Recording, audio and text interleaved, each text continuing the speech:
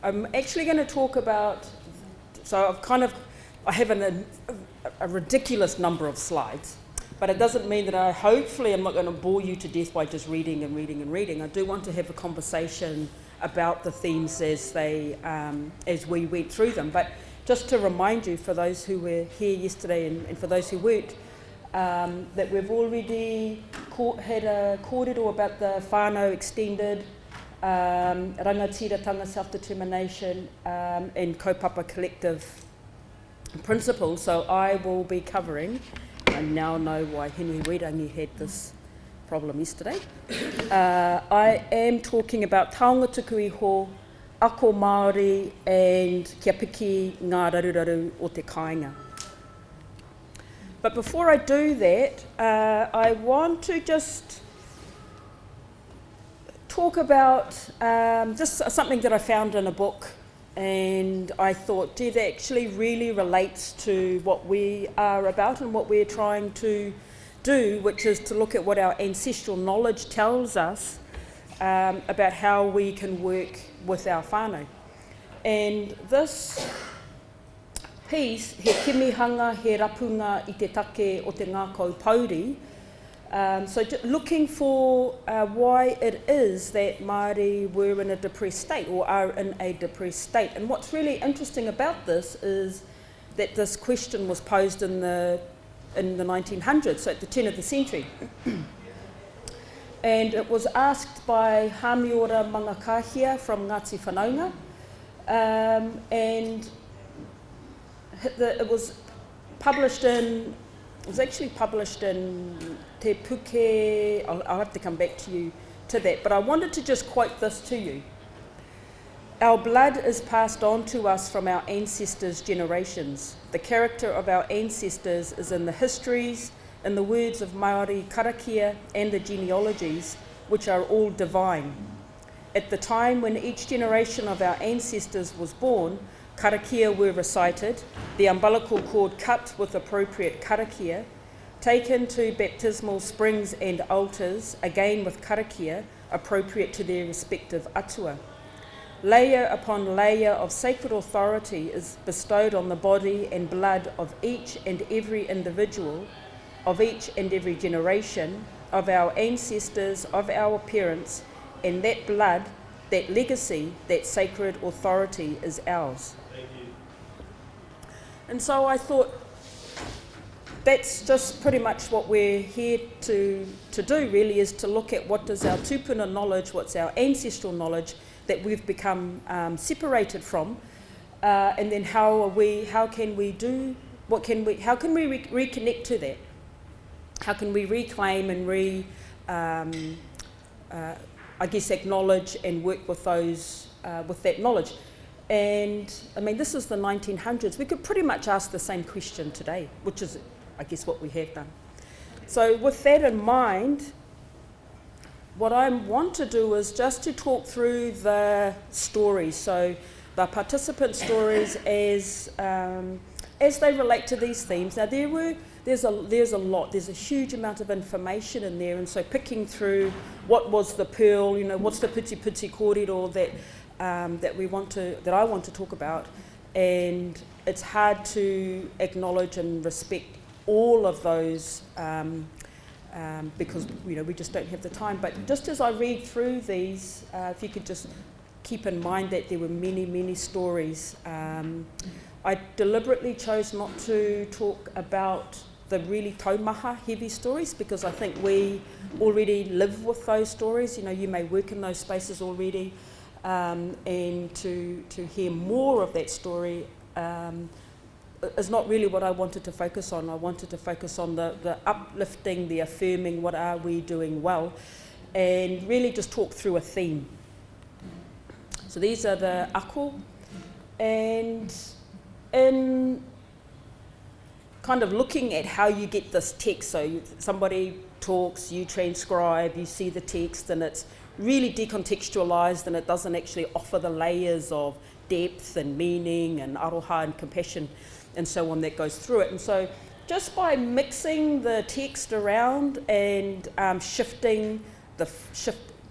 change the font or center it, And so I made it a poem, but this is actually just literally word for word as it came out.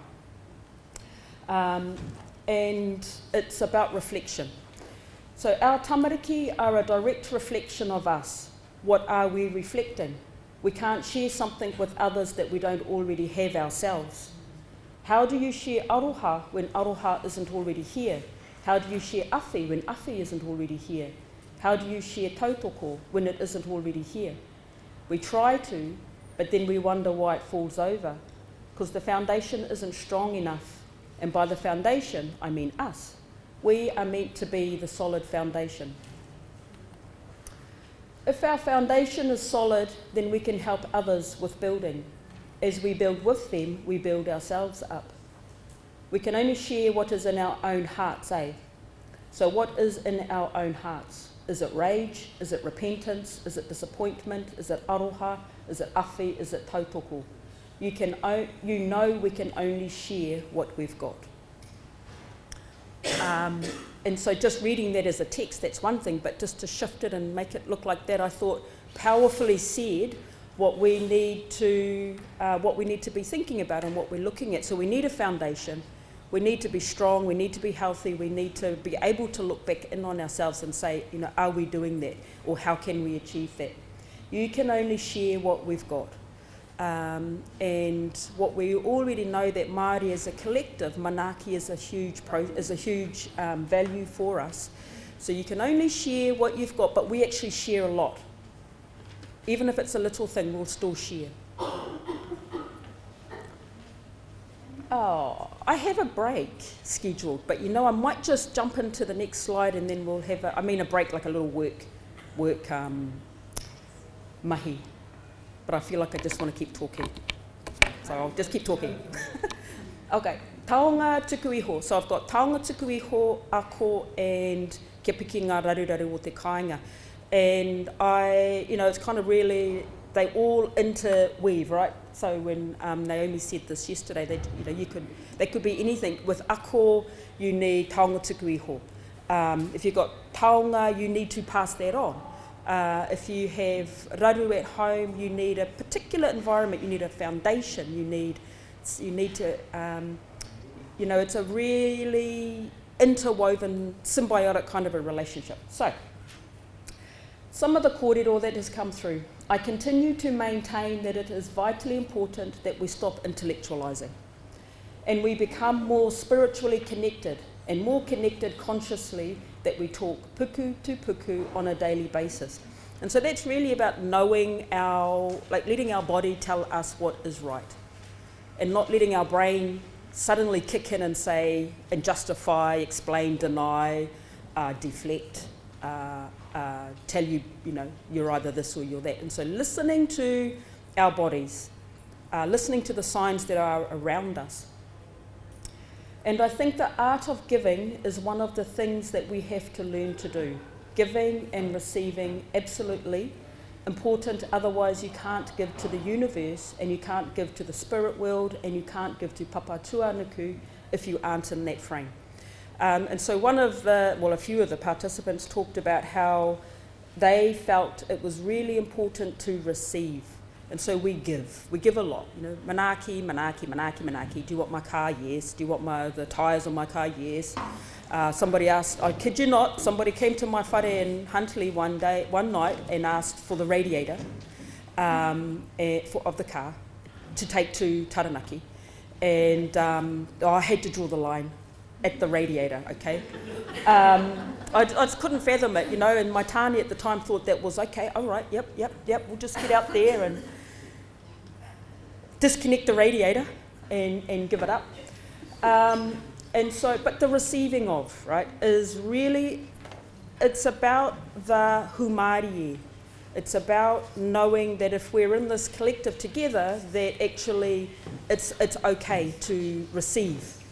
Taking is something else, okay? So taking, I guess if you wanted to look at it, taking is to just kapo, take, without that tau utu that goes with it, without that knowledge that maybe not this time, or maybe the next time, maybe the time after that, you needed to return, you needed to reciprocate.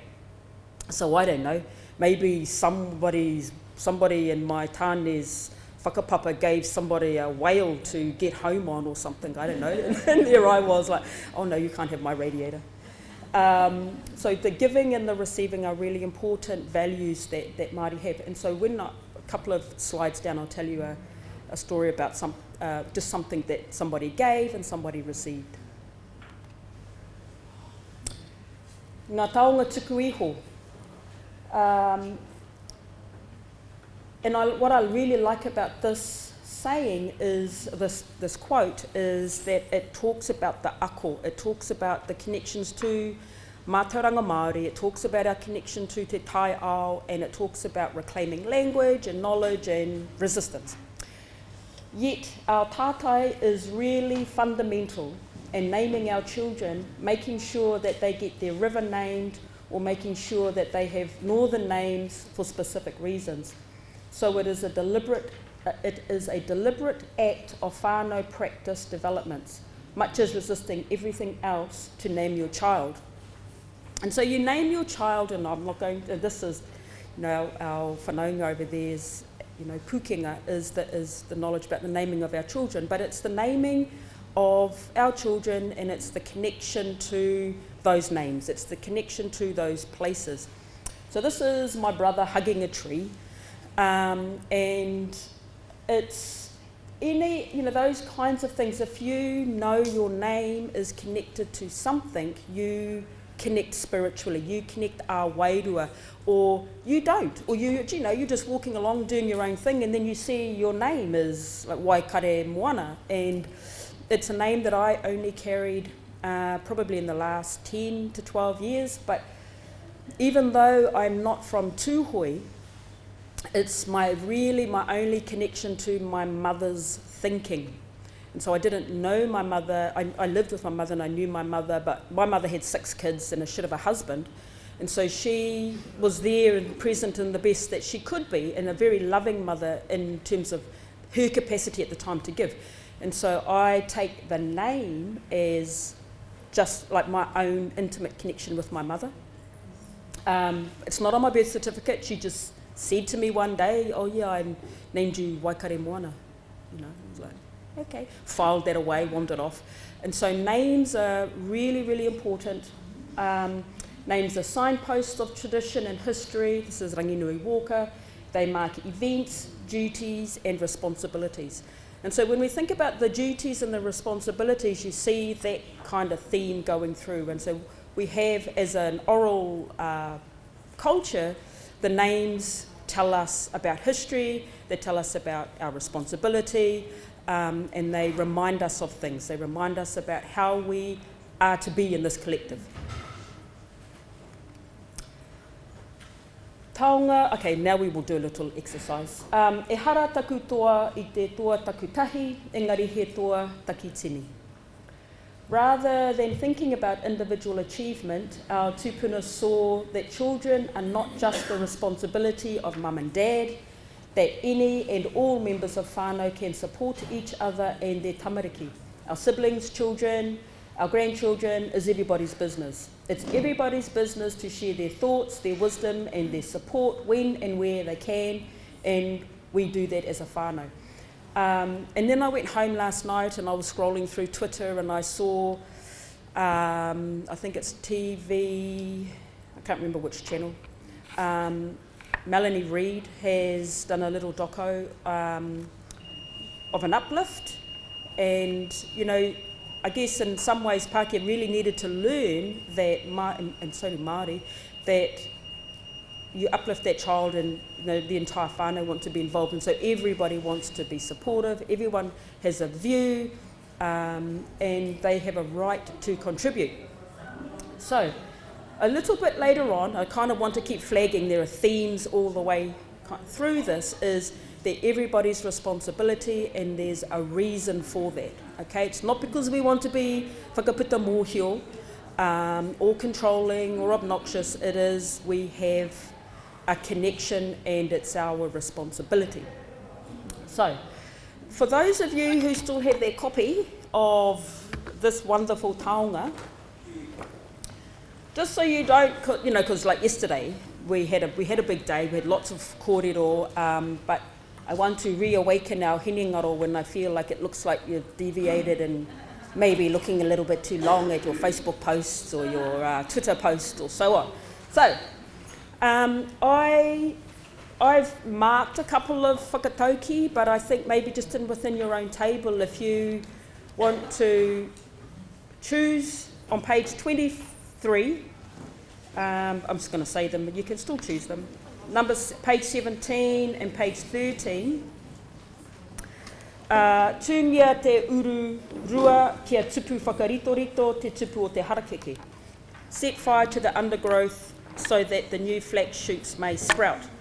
And so this is about clearing the, building that foundation, clearing the things that need to be cleared in our lives so that the tupu can come forward, so we're not constricted.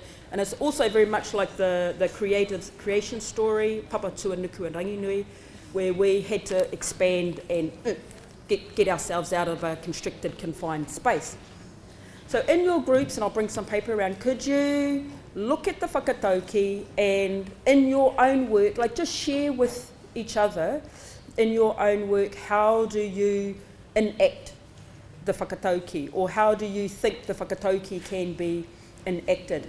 I'm really keen to share the collective knowledge that's in the room. I think that even amongst ourselves on the tables, we may not know exactly what our pukenga are, so we can do that for, what have we got? Yep, 10 minutes. Okay, taonga tuku iho. So we've talked, taonga tuku iho is our whakatauki. We've just done that exercise to show us the power of that taonga and what it means for us and what we can learn from that.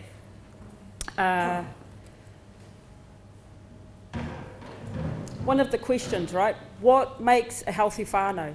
And kai was a big one. Manaki was a big one, and I'll come to that. A healthy whānau is a noisy one. So plenty of mokopuna, healthy mokopuna running around and growing up. See, there are key words in there. Healthy, running around, so they play, they're active. They've got a place to run around in, and they're growing up. It would be around the ability for the whānau to provide kai, to be able to learn old ways or the traditional ways, to recognise that talent from the mokopuna to grow them. Now I had it planned in my mind that I was able to talk to each and every slide, but I won't, I'll just leave that. I think we've covered that in that exercise. Taonga, ako, being uniquely Māori. And so this is where I'm starting to kind of weave and just show how the Kaupapa Māori principles intersect. This is my moko, doing something really, I don't know if you've been to Memento in town, where they have those booths. He just decided to plank. So there's his leg on one ledge of the booth and his hands are on the table, drinking. I want them to have that tutu-ness.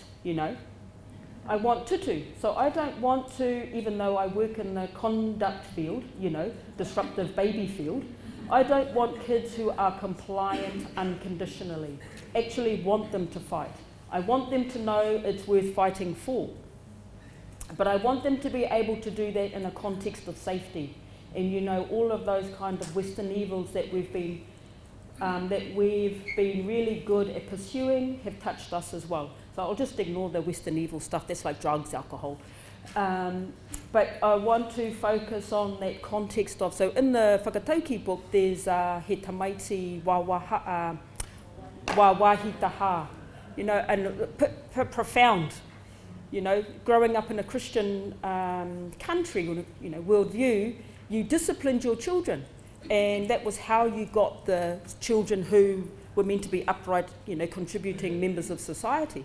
But to actually realise that, no, while the kids are running around and they crash into your taha and they break, or they use it as a football, or they do something like that. Like how many of us in growing up, our parents would have let us lean across two tables to drink like that, like, God, I had to ask for permission to leave the table when I'd finished my kai. of the peas that I had to eat, even though I was like, you know. And so the context is quite different.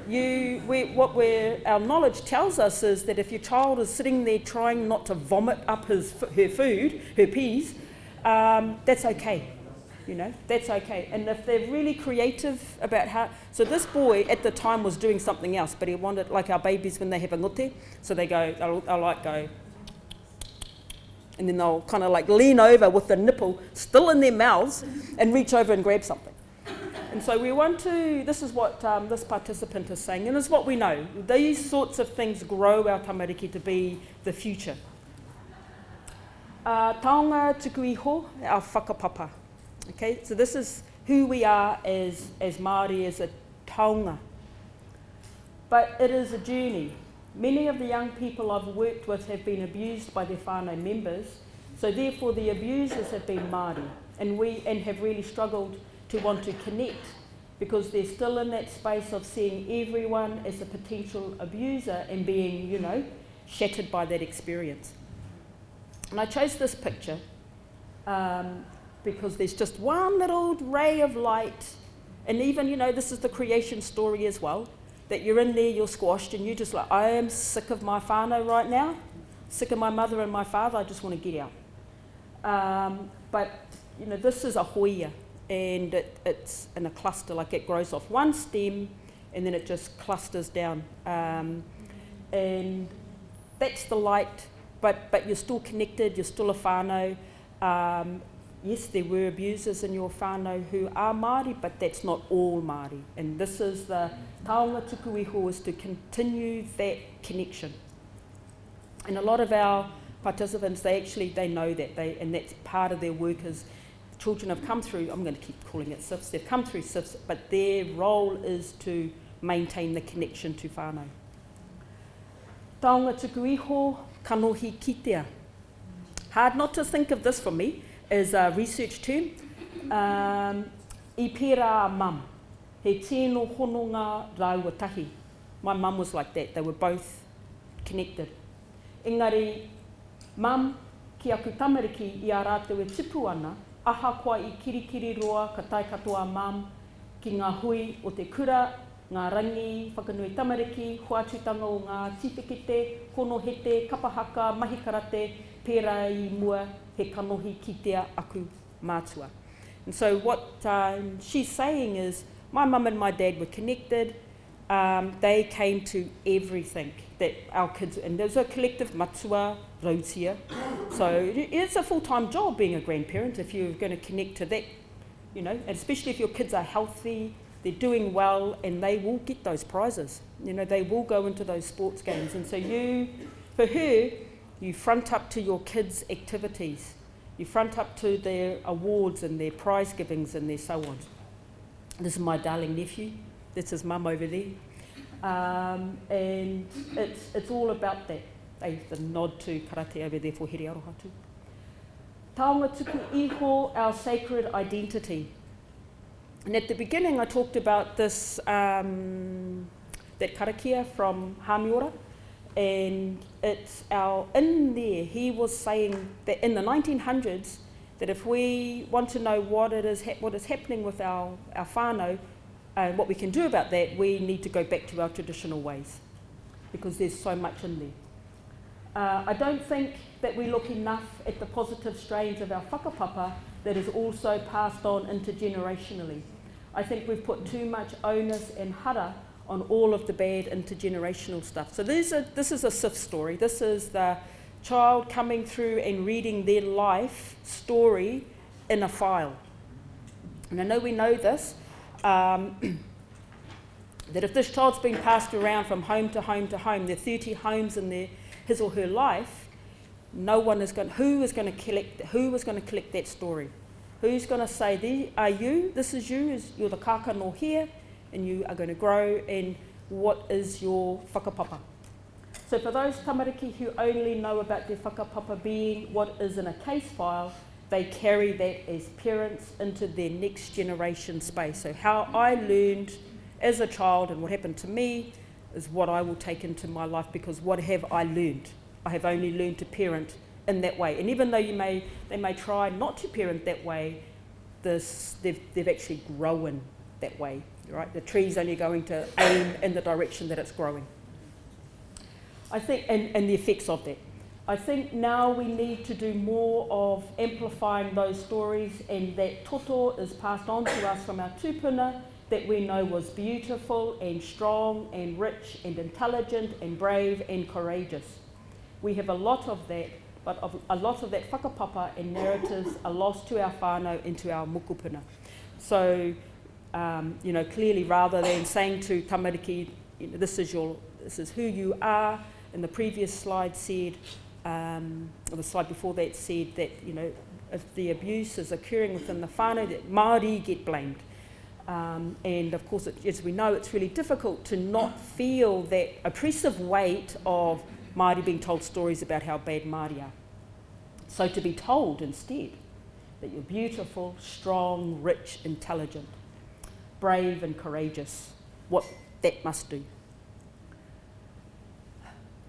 I have so many slides, but I'm going to stop as soon as my time is up. So, ako Māori. This is my mokopuna. This is us looking outside the window, and you know, he will run to me. Someone will be like this, and he'll sidestep them to run around and go to his next favourite person. And he moved back home this weekend just gone. So I guess the mātauranga that we're going to co-parent. You know, so I don't know, his mum lives in Christchurch, but we'll co-parent. So I guess the mātauranga that my grandparents passed on to me was a real mixed bag, that I know was important mātauranga that my grandmother passed on to me. Now, when I think about that term mātauranga, we can go knowledge, you know, but mātauranga Māori, okay, Māori knowledge, but actually mātauranga Māori, Taonga tuku iho for the purpose of whakaako to grow our next generation. So I talk to my children about kia maya, kia mōhio, to be learned. I want to make sure that you can be learned and be learning about the things you need to know in this world, so that you can thrive. Kia manaaki tanga. And just as an example of some of the kōrero that I gathered, we had psychologists, social workers, nurses, midwives, counsellors, prison officers, we had like all sorts of teachers, weavers, and a real wonderful mixed bag. So Māori ako, Māori knowledge and maternity practice. So this is about the mātauranga Māori. It is interesting, once we bring in traditional Māori birthing practices into contemporary spaces, if we had have done that 10 years ago or even 20 years ago, it would have been a no-go, wouldn't have happened. But now through evidence-based practices, through Māori reclaiming what is traditionally theirs, the reo, taonga tuku iho, tikanga, then it becomes acceptable. And birthing centres in Hamilton are accepting these taonga Māori in their services, but 20 years ago it would never have happened. And so just thinking about birthing experiences, that it's very much you go when you have your baby, you kind of like try not to be a hassle to everybody and try not to kind of like cry or show pain or show anything, and then you leave with your baby, if you're lucky, to have it latching on and so on. And so that was kind of like, in a nutshell, a really rough version of some birthing experiences. But if you take it into the space where there's someone who values your knowledge, your whakapapa, they value your identity, they have mātauranga Māori to share with you, that could just be a seed. I talk about what the advantages with those attending those courses. So these are hapū māma courses. She'll get to make ipu, she'll get to make muka and understand traditional birthing practices and where that can be incorporated into her birth. It's not talking about being tūturu Māori birthing practices, because mainstream obstetrics won't allow for that, but teaching her what she can draw on to bring into the birth space. And some of it is ipu, some of it may be the pito or the greenstone, no matter where she chooses to go. And so this is talking about where you spread knowledge or where you spread culture. And so if I had known this back in the day, like I didn't even know that you kept your whenua. and subsequently I had learned that, but my first child, I didn't keep her whenua, and it's, that's not a good thing. I really wish I had known about that. So these kinds of practices are transformative. And in terms of mana wahine, how do we keep ourselves well in that way? Finding that bit that we want to add to strengthen our identity. I certainly know that's why I get together with my kaiwhatu and kairaranga mates, so we can sit there. Nothing wrong with that. You know, it's not often in using reo, but there is a sense that we are sitting as Māori women and we have this kaupapa that is bringing us together. And for those of you who are weavers, or for those of you who prefer, you just like your wahine space, because it gives you a space to share and be wahine. Ako Taonga tuku iho, kia piki ngā raru, for Tāne. She just saw Tāne coming down the awa, so this is at the regatta, being positive and kotahi, and saw all of that. And so we said, why do we have to be warriors for the day when we can try and walk this kōrero for the rest of our lives every day, and whānau will benefit. Be a warrior every day. They were really proud and they admired them and they loved them when they were all on the wakas. So why must that change? So we took that kaupapa, and that's how we came up with the Wakatoa program, and that's what we want to teach our young men coming through, so that they carry that ahua all the time, warriors all the time, but doing it in a way that doesn't say, now you must do this, now you must do this. It's really just go and get on a waka. And the tāne can be tāne together, and what this kaikōrero, this participant, talked about was that he'd go to the regatta, he'd see all the guys having a really good time crying, being really, doing guy stuff, but actually there was a beer tent there. And then they'd get on the piss, and then it would all unravel. And so they worked really hard to have the beer tent removed, and that had kia piki ngā raruraru o te kāinga, just take out that one thing. Ako, connections to the future. For our tupuna, the deep sense of connection to people, place and time and space. So we're not just these little individual things. And I would like to imagine that it was also about contribution. Some of the literature around our art, or even before babies were born, they were identified as being kaikaranga or kaiwhatu. And so you're just watching what our tamariki are doing. And so this is Bridget's babies. Bridget's babies are like, how you scroll through, you're like, yeah, that'll do. Oh, that was amazing. And so that's Tahu, looking at the other end of the binoculars, and there's her baby, Ngāwai in the middle, and my son, Punua. And they're being explorers, okay? They're being scientists, and they're growing together. Like those three are quite close and have a really good time together. So you'd just like note, we know this, you'd look at, oh gee, that kid's really good at that, and then they'd track them through. Ako, using our taonga tuku iho, kia piki ai ngā raruraru o te kāinga. No, we won't do mahitahi. Sorry, I've got more to say. Right, this is about kai. I think our pēpīs kohanga is one example. And so what they would do is, that whānau would bring a kai, just whatever, a pito kai, and they would put it all together, and then the kohanga would knock up a kai. Now, I looked at this and I thought, what if you don't even have a loaf of bread or anything? But actually that's the point. If you don't, you come to kohanga and you will have a kai, and maybe next time you have, a couple of extra bits of bread. Or maybe you just do something else, so that taututu reciprocity, the manaki, layers all of those things through there. Oh, so this is a really lovely story that I thought I'd share, just story. Ancestral knowledge taumo and tono. And so this couple talked about their kōrero, and it's got a really interesting intergenerational message. Taumo is an arranged betrothal, bespeak, and it's got intergenerational knowledge transferences going through. He hono tangata e kore e motu, kapa he taura waka e motu. A human joining is inseverable, but not so a canoe painter which can be severed. Oh, this is really long, but I'll read it out. It's actually quite fun, I thought.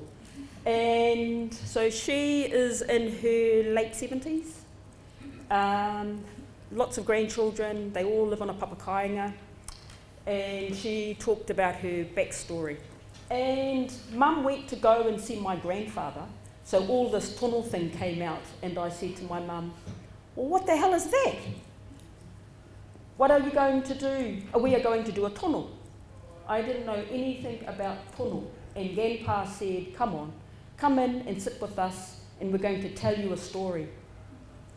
And that's got to be a sign and a warning. And they talked to us, and this old fella Piki said in Māori. I could understand Māori back in those days because that's all they spoke around us was Māori, and explained what tono was about, and that they came to ask my parents and Grandpa for me for their mokopuna. And it was about making us safe, making Phil and I safe. I remember Grandpa saying to me, you fellas are going to be all right. You just remember what happened, what this day means for you, for us and you. So there's lots of messages in there.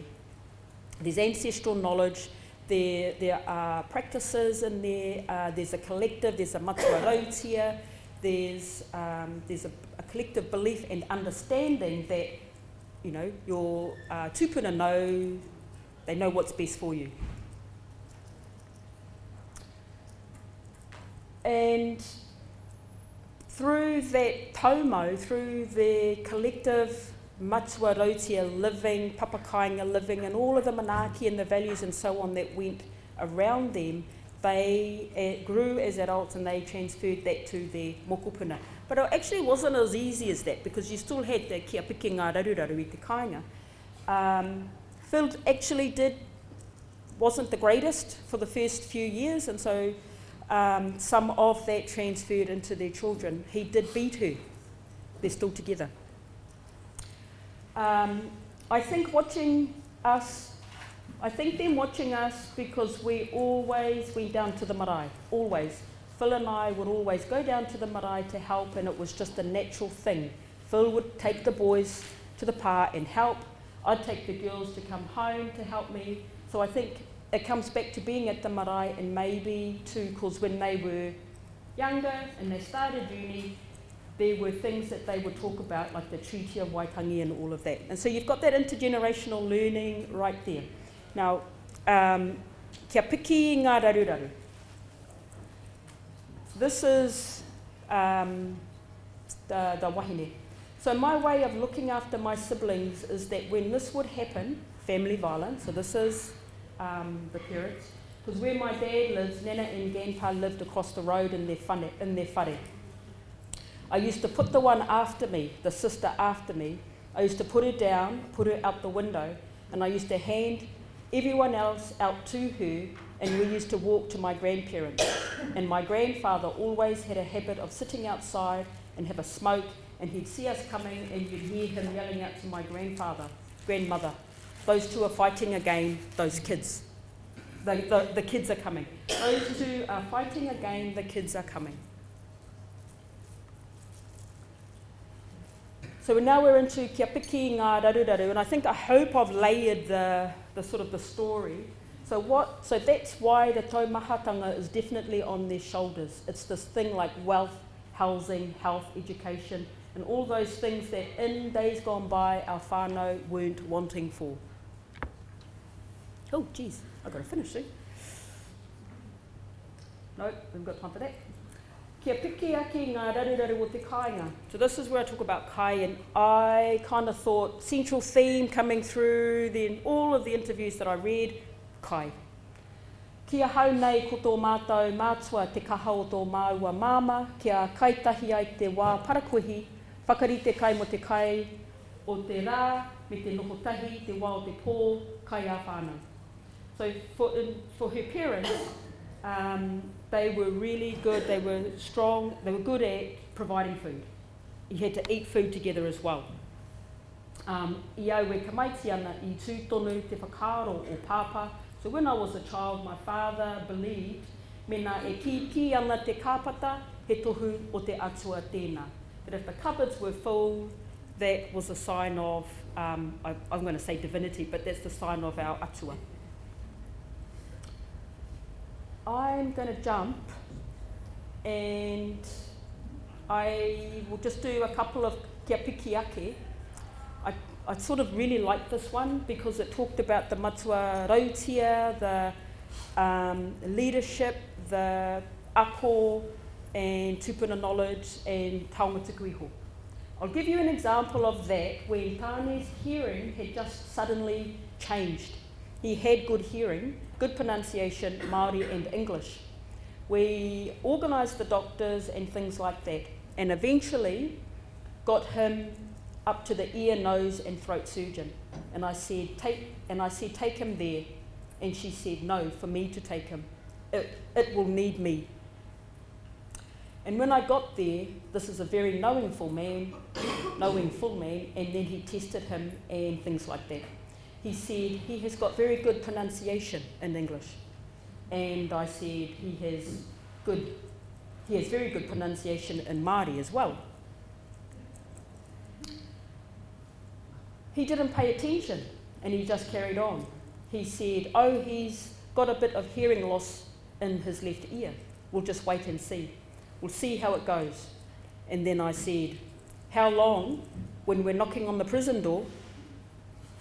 And that was the first time within 20 minutes of being in that room, he actually stopped and looked at me and took another look at Tāne.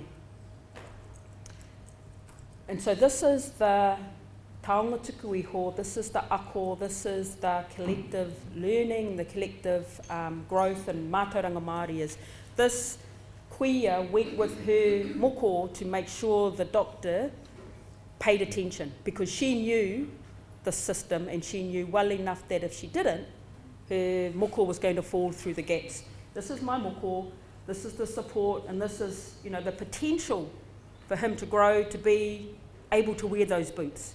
And he has that with that collective. Okay. Another kia piki, sorting out SIFs.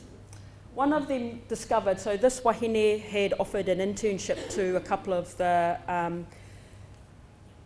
rangatahi who had transitioned out of care.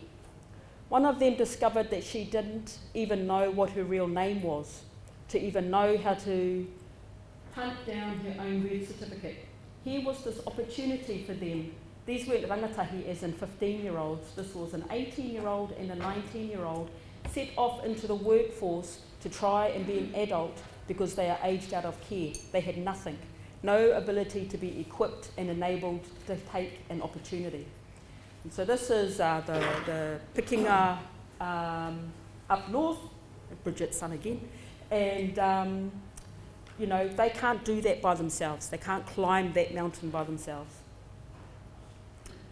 And, okay, all right. Somebody can drag me off soon, eh? Like, get her off. She said, this is when you give the littlest things, but they have a huge effect. And she said, you remember when her husband died and she was struggling with 7 kids? And she said, and my fridge broke down? And I said, oh no, haha. She said, and our fridge broke down and it was the middle of summer. And she said, I'd rang you and asked you for your help and because we had our own business there too, and you gave me this money to go and buy a new fridge.